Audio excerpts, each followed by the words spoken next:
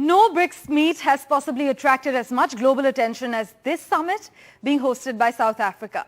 Now, all eyes this week are on Johannesburg as the BRICS summit begins, which includes 5 economies representing around 42% of the world's population, 30% of the world's territory, and around 18% of world trade.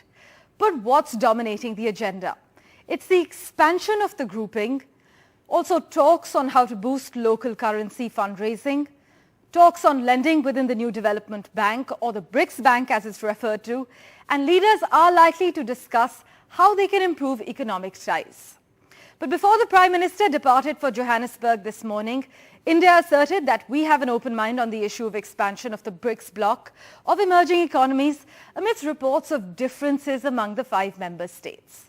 Chinese President Xi Jinping has touched down in Johannesburg, along with the Brazilian President Luiz Inácio Lula da Silva, who had recently expressed his support to bringing Argentina, Venezuela, Saudi Arabia and the United Arab Emirates into the fold. Now, while BRICS has not divulged a full list of expansion candidates, a number of governments have publicly stated their interest. Iran and Venezuela, punished and ostracized by sanctions, are seeking to reduce their isolation and hope the bloc can offer relief to their crippled economies. Gulf states, Saudi Arabia and the United Arab Emirates see BRICS as a vehicle for a more prominent role within global bodies as per analysts. African candidates, Nigeria and Ethiopia, are drawn by the bloc's commitment to reforms at the United Nations that would give the continent a more powerful voice. Others want changes at the World Trade Organization, International Monetary Fund and World Bank.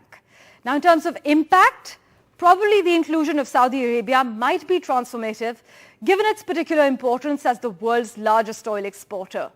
But some experts believe that overall, just bringing in more countries to add strength might not be that effective because the individual performance of these emerging economies is quite different.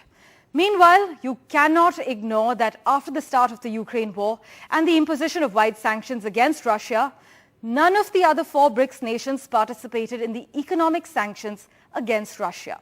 However, the BRICS Bank did announce that it has put new transactions in Russia on hold.